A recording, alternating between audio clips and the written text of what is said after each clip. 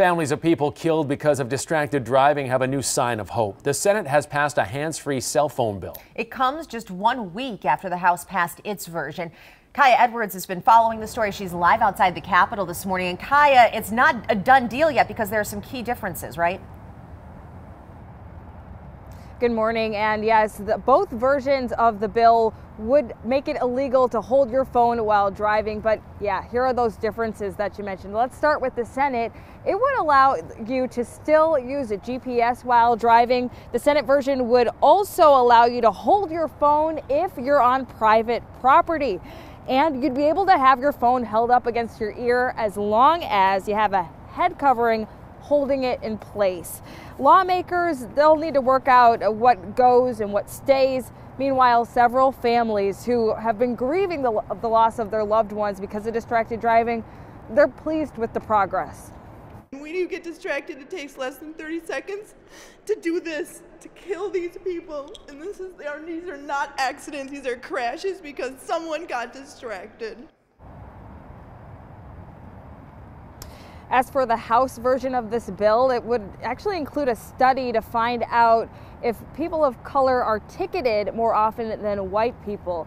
Now, Alicia is digging deeper into all of this, and we gotta talk about what would happen next if, in order for this to become law. Alicia? Yeah, you know, Kai, this has never gotten this far in the Minnesota legislature. So where does the bill go from here, and how will it even become law? The House and Senate, they both have passed. On the House, they passed it last week, but the Senate version, like Kai was mentioning, includes the GPS exception. So in order for it to make it to the governor's desk, both the House and the Senate, they have to try and iron out any differences. That bill has to speak the same language by the time it gets to the governor's desk, or by the time it gets to that vote. So it goes to what it's called a conference committee, which normally includes 3 to 5 members of Congress from each chamber, and they have to come up with a compromise version of the bill.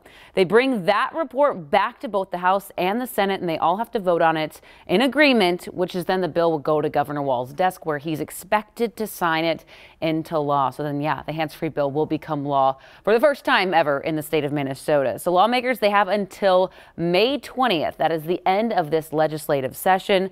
But a lot of people are saying that the bill sometimes can get stuck in the conference committee, which is a big deal. It can get in that limbo there. But the good news is what I'm hearing around the Capitol is that this is going to pass this session because House members, they don't want to get it stuck. So they're going to come to the agreement with the Senate on their version of the bill with the GPS exception, among other things. Yeah, they got 2 months to get it done. If not, then it goes all back to square one, right? Right. Oh, geez. Well, let's hope they get something done on that. Thanks a lot.